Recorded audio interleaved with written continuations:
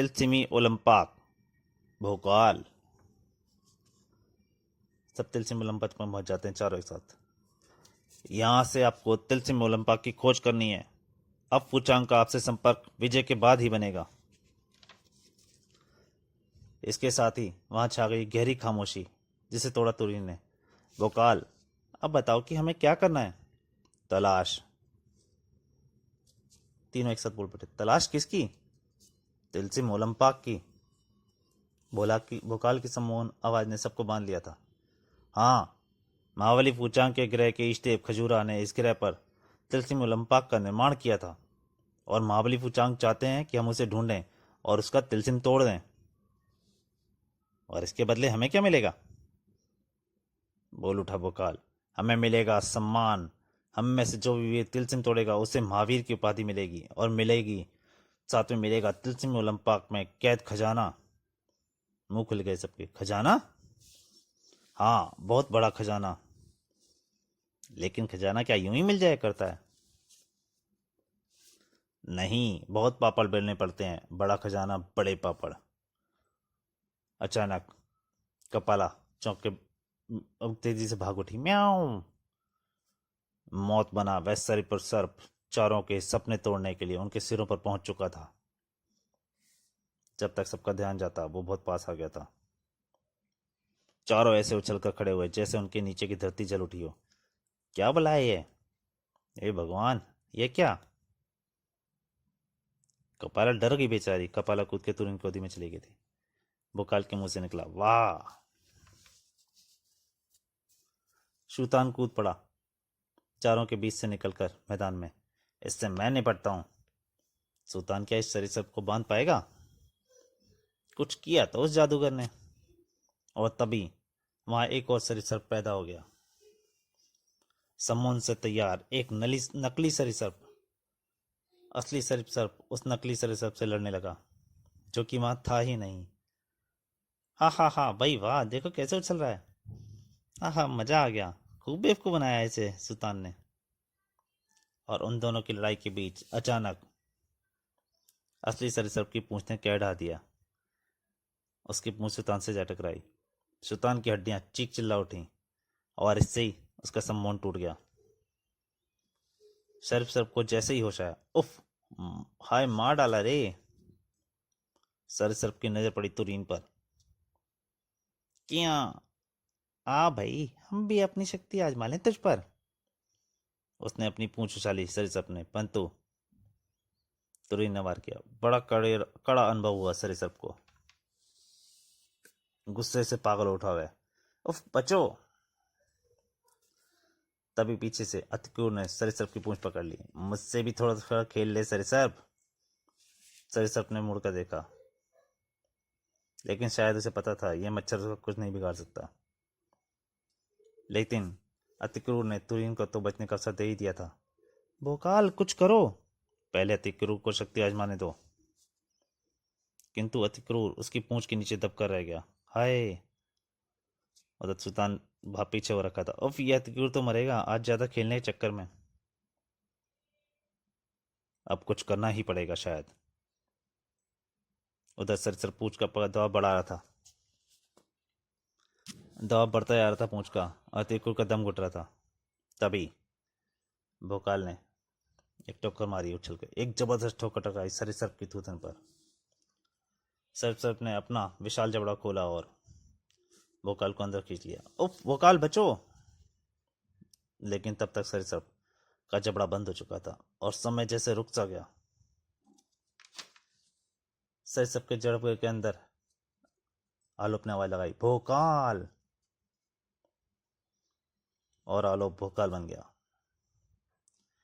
और उसने अंदर से तलवार से सरीसृप को खत्म कर दिया। क्या?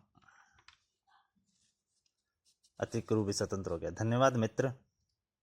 तत्पश्चात, वाह भोकाल वाह। म्याऊं। और भोकाल वापस अपने रूप में आ गया, आलोक के रूप में। भोकाल, श्री गणेश ही भयानक हुआ है। जाने आगे क्या होगा। मुश्किल यह है कि हम वापस भी नहीं जा सकते। एक बार तो मैंने सोचा भोकाल तो गया, तुम सब बहुत जल्दी डर गए, और फिर चारों आगे बढ़ चले इधर पृथ्वी पर। वाह, बहुत खूब। मजा आ गया। यह खौफनाक खेल देखकर मुझे भोकाल बहुत अच्छा लगा। क्या रोमांचक लड़ाई थी। सभी राजा महाराजा तिलसिम पार्क में खेले यार इस खौफनाक खेल का आनंद ले रहे थे। अति रोमांचक। वाह फूचांग, तुम्हारा तिलसिम ओलंपक लाजवाब है। जियो भोकाल। विकास नगर में भी राजा विकास मोहन, रानी मोहिनी, राजकुमारी श्वेता, राजकुमार अंकित, महामंत्री चंद्रमणि व सेना प्रवीण सिंह साथ बैठे खेल देख रहे थे। काश मैं भोकाल होता तो सबके पेट का खून निकाल देता। मैं भी तिलसिम ओलंपक में जाऊंगी। बिना मदिरा के ये लोग वहां रहते कैसे होंगे। महाराज, आपके मित्र राजा फुचांग ने वाकई दिलचस्पी बनाई है। उधर ये लोग समझ नहीं रहे। मुझे तो लगता है फुचांग कोई गड़ा षड्यंत्र रच रहा है। हाँ प्रिय, तबीयत प्रसन्न हो गई तो इनका भी खेल देखो, कैसी साहसी सुंदर है। किंतु आने वाले तूफान से सभी अनभिज्ञ थे। राजकुमारी श्वेता मोहन के छोटे से मस्तिष्क में आंधी चल रही थी। मुझे तिलसिम बाग में जरूर जाना है। किंतु वह जा किधर रही थी। वह ढुटकी, हमें अंदर जाना है मावली फुचांग से मिलने। नहीं, अभी तुम अंदर नहीं जा सकती। मावली फुचांग अभी अति व्यस्त हैं। उफ, यह तो फुचांग का कुछ है, कुशान से मिलने आई है। राजकुमारी श्वेता तुरंत ही पलट गई वह बालिका, किंतु मन में तैयारी, मैं अभी मिलूंगी फुचांग से और जरूर मिलूंगी। पता नहीं क्या करना चाहती है। जल्दी ही राजमहल की छत पर आ गई, ठीक उसी जगह जिसके नीचे फुचांग का कमरा था। और से फुचांग की आवाज आती सुनाई दी। हा हा हा, विकास मोहन, राजा विकास मोहन, तुम सब मेरे जाल में फंस चुके हो और जल्दी ही मैं तुम्हारा सर्वनाश कर दूंगा। खून कॉल उठा श्वेता मोहन का फुचांग के शरीर शब्द सुनकर, और वह बच्ची अपना आपा को रोक न सकी। फुचांग दुष्ट कमीने। लेकिन वह बच्ची उस शैतान से टकराई थी जो सुरक्षा घेरे में कैद रहता था। गलत हाथों में पड़ गई बच्ची। हा हा हा, फुचांग से टक्कर। हाँ, मुझसे बढ़कर शक्तिशाली तीनों लोकों में कोई नहीं मूर्ख लड़की। बड़ा शौक है तुझे तिलसिम ओलंपाक जाने का। अब जाना तो पड़ेगा ही, क्योंकि तू बहुत कुछ जान गई है। शैतान के मन में शैतानी विचार। हाथ उठा और गई बकरी शेर की मांद में। एक मासूम जिंदगी को खौफनाक मौत के शिकंजे में भेज रहा था नीच। हा हा हा, अब लोगों को इस खतरनाक खेल में और भी मजा आएगा।